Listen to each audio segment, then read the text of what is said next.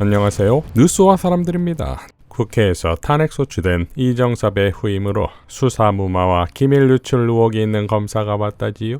빵 터지게도 이정섭이 탄핵 소추된 이유 중 하나가 수사 기록과 청과 기록 등을 무단 열람 및 유출한 것 아닙니까? 또한 김학의 재판 당시 증인을 사전에 검사실에서 만나 김학의가 무죄가 나오는 빌미를 제공했습니다. 이에 대해 봉지욱 기자는 두루두루 가지가지 하는군요. 그런데 이 사건은 검사 한두 명의 문제가 아닐 겁니다. 고구마 줄기처럼 줄줄이 엮어 있다에 살포시 한 표, 개봉박두라고 밝혔습니다. 자, 여기 또 빵 터지는 것이 이동관의 후임으로 김홍일 특수부 검사 출신이 온다지요. 언론과는 아무런 관련이 없는 자를 꽂는 것이 윤석열판 하나회입니까? 이런 돌려막기식 인사에 법무부의 인사정보관리단이 우습기만 하지요. 박주민 의원은 원내대책회의에서 다음과 같이 밝혔지요. 방송통신위원장으로 지금 김홍일 전 특수부 검사 출신의 검사가 지금 지명됐다, 내정됐다는 얘기가 들리는데요. 검사가 만능입니까? 이분이 방송을 알까요? 제가 사법연수원 마칠 무렵에 저희 어머니께서 단 하루라도 검사를 하고 변호사를 하라고 하셨는데 이런 사태를 예견하신 게 아닐까. 검사가 만능으로 인정받는 시대가 올 것이다. 그러니까 하루라도 검사해라 라고 하셨던 게 아닌가 싶은데요. 만능일 리가 없죠.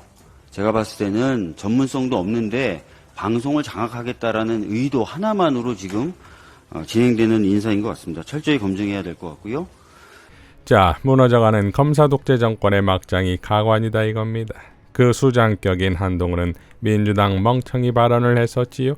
이에 대해 안진걸 소장은 한동훈을 공수처에 고발하며 다음과 같이 포효한 바 있습니다. 제1야당에 대해서 그동안 어떤 국무위원도 하지 못했던 극악한 만언을 저질렀습니다. 이것이 민주당이다 멍청하라는 말을 직접 한동훈이라는 자가 지입을 통해서 했습니다. 조호균 변호사도 다음과 같이 밝혔지요. 불가리아 검찰총장은 국회를 쓰레기라고 비난했다가 파면당했습니다. 작년 2022년에는 당시 임시연립내각의 법무장관이 25인의 최고사법위원회 중 17인이 찬성하면 검찰총장을 파면시킬 수 있다는 헌법재판소 판결을 받아냈고 그 판결을 이용해서 최고사법위원회에 검찰총장의 파면을 신청했지만 서로 짬짬이인 최고사법위원회는 이를 기각했습니다. 파면에 찬성한 멤버는 딱 2명이었다고 합니다. 그 밖에도 검찰총장 파면을 용이하게 하려는 입법 움직임이 있었지만 이에 대해 케셰프 검찰총장은 주장하기를 검찰은 사법부와 동등하고 헌법에서 정치와 검찰 사법부의 균형을 보장하고 있는데 자기를 쫓아내려는 법률 개정안은 헌법을 위반한 것이라며 만약 개정안이 통과되면 헌법재판소에 위헌 법률 심판을 청구할 것이라고 했다고 합니다. 그러면서 하는 말이 2019년 11월 취임한 이후로 자신은 오로지 시민들을 괴롭히는 범죄와 싸워왔다면서 최근에만도 10,000명분의 마약을 압수하고 마약사범 92명을 기소함으로써 그 마약이 아이들한테 못 가도록 한 성공을 거뒀다고 자랑했다고 합니다. 그나저나 그렇게 막강했던 케셰프 검찰총장이 2023년 6월에 자신이 그렇게 믿었던 최고사법위원회에 의해 파면되었는데 표면적인 이유는 자신을 쫓아내려는 국회를 향해 쓸어버려야 할 쓰레기라고 비난한 것이 품위를 손상시켰기 때문이라고 합니다. 케셰프를 파면시켰다고 불가리아의 사법개혁에 진전이 있었던 것은 아니고 케셰프를 보호해줬던 게르부당이 올 초 선거에서 26.5%의 표밖에 획득하지 못하자 24.6%를 획득한 데모크라틱 불가리아당과 연립 정권을 세웠는데 그 조건이 게셰프의 축출이었기 때문이라고 합니다. 결국 게셰프가 집권당이었던 게부르당한테서 배신을 당한 것이지요. 하여튼 국회를 쓰레기라고 비난했다가 불가리아 검찰총장은 파면되었다고 합니다. 라고 밝혔습니다. 자, 너무나 정치적인 이러한 법무부 장관은 그렇다면 본인의 맡은 일은 잘하고 있을까요? 장성 출신의 한설 교수는 다음과 같이 밝혔지요. 윤석열과 한동훈의 시대착오적 이민정책, 결국 자식 세대 죽이자는 일이다. 한동훈이 내년에도 대거 이민을 받아들인다는 기사를 보았다. 법무부 장관이 이민을 몇 명이나 받아들인다는 계획을 수립하고 추진하는 것을 보고 한국의 행정과 법 체계가 어떻게 되는 것인지 도무지 알 수 없다. 이민의 규모를 정하는 것은 경제와 고용, 복지 관련 부서가 정해야 할 일일 것이다. 법무부는 불법 체류자에 대한 관리를 철저하게 하고 들어오는 이민 절차를 정하는 일을 하는 것이 아닌가 한다. 그것이 정상적인 국가에서 행정기관이 돌아가는 방법이다. 그러나 한동훈은 법무부 장관 취임 일성으로 이민을 많이 받아들여야 하고 그러기 위해 이민청을 설립해야 한다고 주장했다. 한동훈은 자신에게 주어진 범위 위의 역할을 하려고 하는 것이다. 절차와 제도를 무시하는 것과 별개로 과연 지금의 상황에서 한국이 이렇게 엄청난 규모의 이민을 받아들여야 하는가에 대한 문제를 제기하지 않을 수 없다. 솔직하게 말해 언론과 방송에서 이제까지 이민 문제에 대해 얼마나 제대로 토론을 했는지 의견을 모았는지 잘 모르겠다. 이런 중차대한 문제는 덮어놓고 이민을 늘린다고 결정해놓고 밀어붙이기 전에 문제가 무엇인지 정확한 진단을 하고 해법을 제시하는 것이 옳은 것이다. 무작정 결론부터 정해놓고 밀어붙이니 문제가 무엇인지 그리고 일방적 이민 확대라는 정책이 제대로 된 처방인지 도무지 알 수가 없다. 과문하지만 이민 확대라는 정책의 배경에는 앞으로의 세계가 과거와 같은 모습으로 그대로 이어진다는 가정에 입각한 것 같다.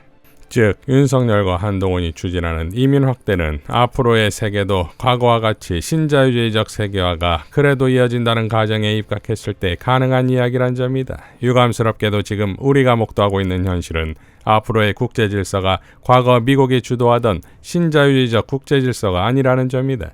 앞으로는 다극화되고 다양화되는 국제질서가 수립될 것이다.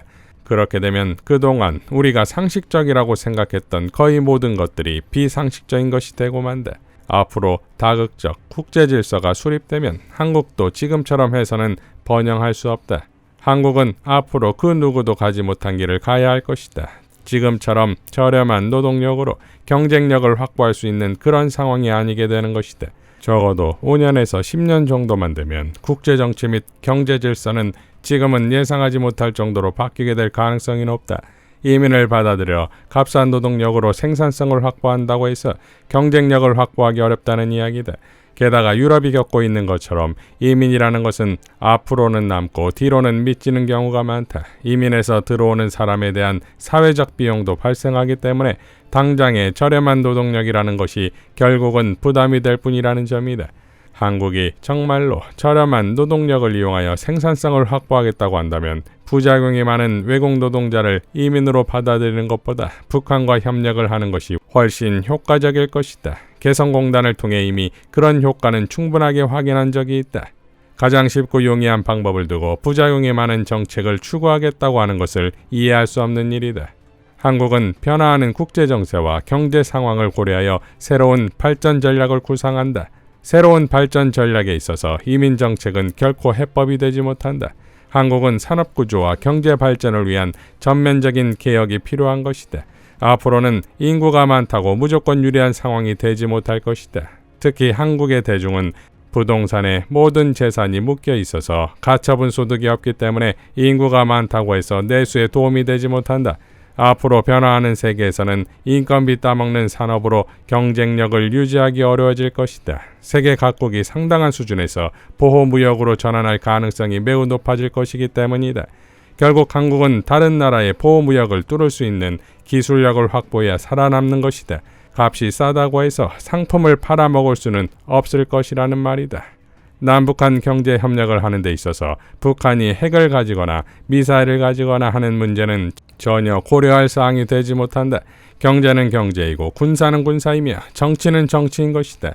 윤석열과 한동훈이 이민 확대에 목을 매는 대신 출산을 장려하기 위한 정책을 추진하는 것이 훨씬 효과적이다. 결혼하면 살 수 있는 집을 줘야 하고 아이를 낳으면 부모가 안심하고 키울 수 있는 여건을 만들어 주어야 한다. 국공립 어린이집도 많이 만들어야 하고 다가소도 국영으로 운영해야 한다. 결혼을 해서 살 집이 있고 아이를 낳으면 안심할 수 있게 키울 수 있는 여건도 만들지 못하면서 이민정책만 추진한다는 것은 도무지 이해할 수 없는 일이다. 라고 일갈했습니다. 자, 결국 이들이 할 수 있는 국정이라곤 오직 압수수색밖에 없지요. 검찰이 또 경기도를 압수수색하자 김동연 경기도지사는 폭발했습니다. 이게 지금 대한민국 검찰의 현주소입니까? 만약에 오늘 와가지고 작년 7월 이전 거 보겠습니다. 약속을 지켜야죠. 도대체 전임 이사 부인의 법화하고 작년 7월 1일에 취임한, 더군다나 그 전임 지사는 임기 마치기 한 1년 전쯤에 그만두셔가지고 직무대행체제였어요. 지사랑 도대체 무슨 상관이 있습니까, 그게? 경기도에 지금 이 건물에 수천 명의 공무원이 있습니다. 그리고 그 각 실국은 우리 비서실과 아주 그 긴밀하게 서로 업무 협의하고 오고 있습니다. 지금 저 오늘 아침부터 비서실이 지금 개점 휴업입니다. 지금 조금 더 과장해서 말씀드리면 경기도정이 지금 마비되고 있는 거예요. 조상호 변호사는 다음과 같이 밝혔지요. 윤 정권 위기 때마다 펼쳐지는 국면 전환용 검찰쇼, 외교 참사 논란, 바이든 날리면 사태에 민주당 당사를 압수수색했고, 이태원 참사에는 정진상 전 정무실장, 국회 본청 및 자택을 압수수색했고, 북한 무인기 영공 침범의 부실 대응 논란에는 이재명 대표를 1차 소환했고, UAE에 적은 이란 발언 논란에는 이재명 대표를 2차 소환했고, 난방비 폭등 논란에는 이재명 대표를 3차 소환했고, 대일 구룡 외교 논란 및 주 69시간 논란에는 이재명 대표를 기소했고, 검사 청계산 유원지 900만원 소고기 파티 논란과 부산 엑스포 유치 실패 이정석 검사 비위 의혹, 김건희 디올백 논란에는 법인카드 관련 경기도청을 압수수색했다 이겁니다. 자, 정작 본인들은 맞는 검사설을 내세우고 있지만 국정 운영에 할 수 있는 것이라곤 압색과 수사와 엄플밖에 없는 불능 검사설입니다. 이상 뉴스와 사람들이었습니다. 시청해 주셔서 감사드립니다.